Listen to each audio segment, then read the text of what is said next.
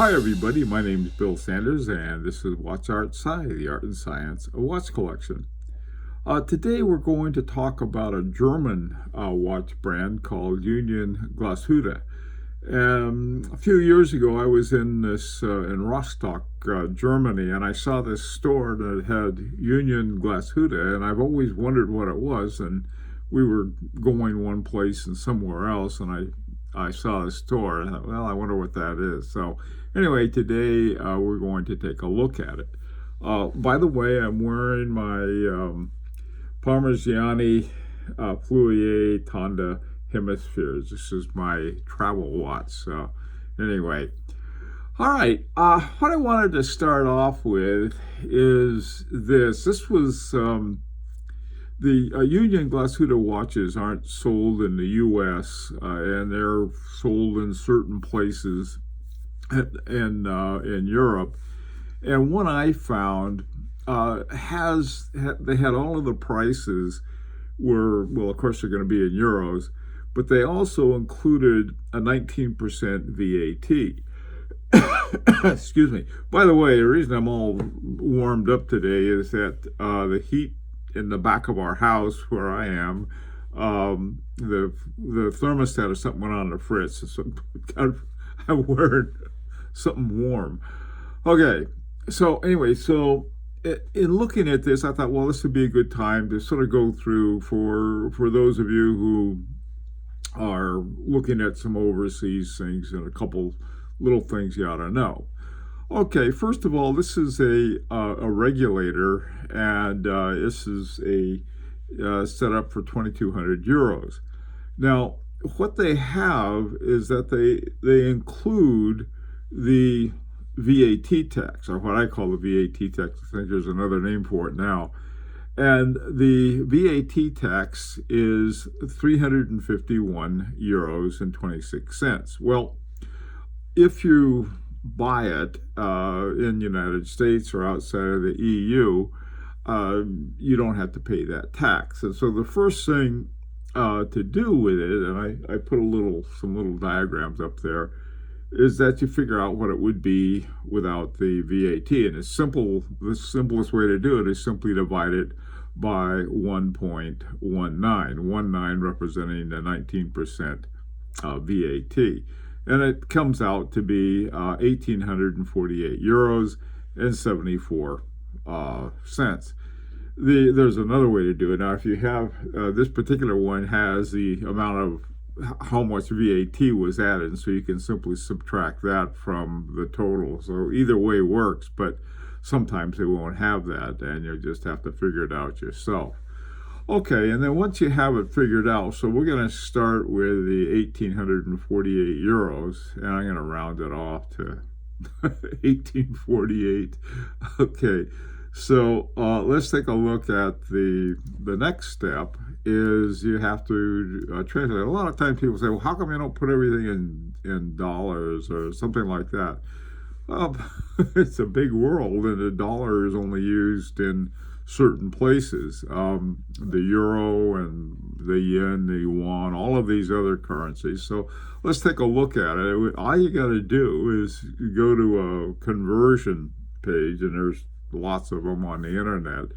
And this particular one is that it started off with 1848 in euros, and that automatically translates it to 2,087.59 in dollars. And it does the same thing for all of the different ones. For the yen, I have the krone, the Emirates dirham, Indian rupee, pound sterling, and the Malaysian ringgit, and Chinese yuan, and Kuwaiti dinar. So I mean, you can do it in literally any available unit that you want to.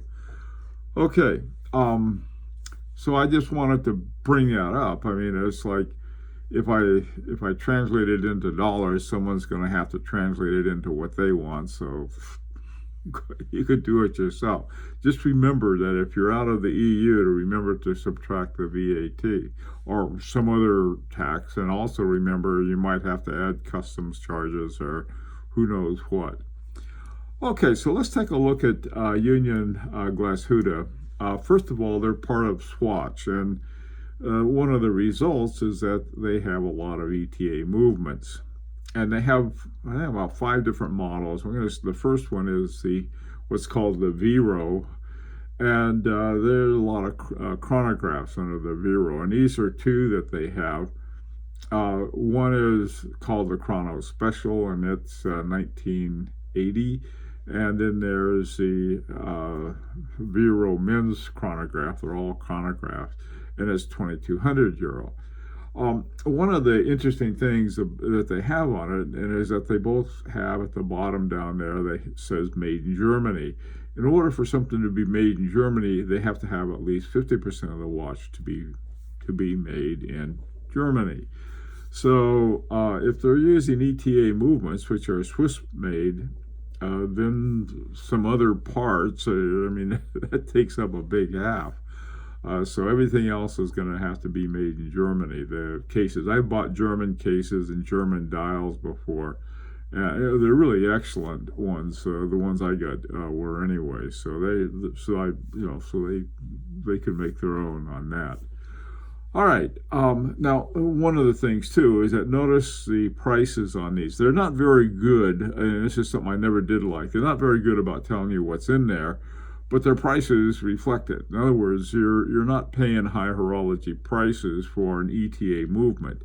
You're paying standard horology for standard horology watches, and that's very much what Union Glashütte are. By the way, too, they're made in Glashütte, which is with the place for A. Longa and Moritz Grossmann and Glashütte Original, some other ones too. Anyway, but these are more of the lower end of it, but they make some nice watches, and some of you may be interested in them. All right, here is the one that's called the second kind, called the Bellows, and this is a Bellows chronograph limited edition. This one's €23.70. And what I did, I put a big blow up of it so you get an idea of the quality of the work to do. And it's if you look at the details of it, they're quite good, at least from what I could figure out, from what I could see from the pictures. All right. Okay, so this is the Bellows line. And the Bellows line is meant to be sort of a combination of sport and elegance. This is what they have. Here's a chronograph. And there's more than just one type of chronograph that they have. Okay, here are a couple more from the Bellows. One's a GMT on the left there, 1730, and there's a gang reserve, or the power reserve indicator on the right. And both of these are right around, one's a little under 2,000 and one's a little over €2,000. And now remember, these are all presented in the way that I saw them, which was included the 19% VAT. All right, now this next one, the Neuromas series, is for the watches from supposed to look like the heritage from the designs of the 1950s and the 1960s. And so you have the one on the left is Neuromas Power Reserve, and on the right is Neuromas chronograph, another chronograph outside of the purely more chronograph line of the Vero. So you can see that the Neuromas chronograph is a little dressier, and not completely so, but it's got sporty enough, but then it has other features to it that give it a little more dressy look to it. All right, now this one, the 1893 model, and again, this is another line. 1893, this is sort of honoring the heritage. And so the old-fashioned, some of the old ones that they had, and 1893 represents when Union Glashütte first began making watches. Two they have here. One's called the Small Seconds, and it's 1780. And the other one is a regulator, and whenever I see a regulator, I get excited. I like regulators. I don't have one, but always looking at them. And here's a nice one, 2,200 euro. And anyway, these are nice looking watches. One of the things, let me say this about them. Most of them are 40 millimeters or larger. One of the ways you can tell that in affordable watches, I don't want to call them cheap or inexpensive, we just call them affordable. In affordable watches, you can tell how well the movement fits the case by the positioning of the date window. The further the date window is from the side of it, you got a relatively small movement inside relative to the size of the case. And both of these, their date windows are pretty high up there. So yeah, that's just one of the things. But on the other hand, they're not charging crazy high prices for them relative to other watches.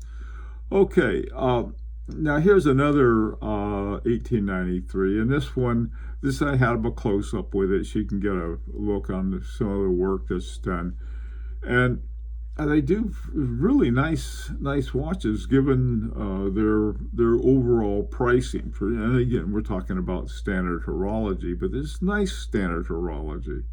And like I said, everything except the movements have to be made in Germany. All right, now the final ones we have are the women's watches. Now there's two kinds of women's watches. There's two lines. One's called the Sorona and one's called the Series, that are pretty much exclusively women's. The Sorona are more dressy, and that's what I have in the background. And when you can see the guilloche and the diamonds, and more of a dress-up watch. The Series are more of a sporty office watch kind of thing, very functional, not quite Bauhaus, but not too far from it, I'll put it that way.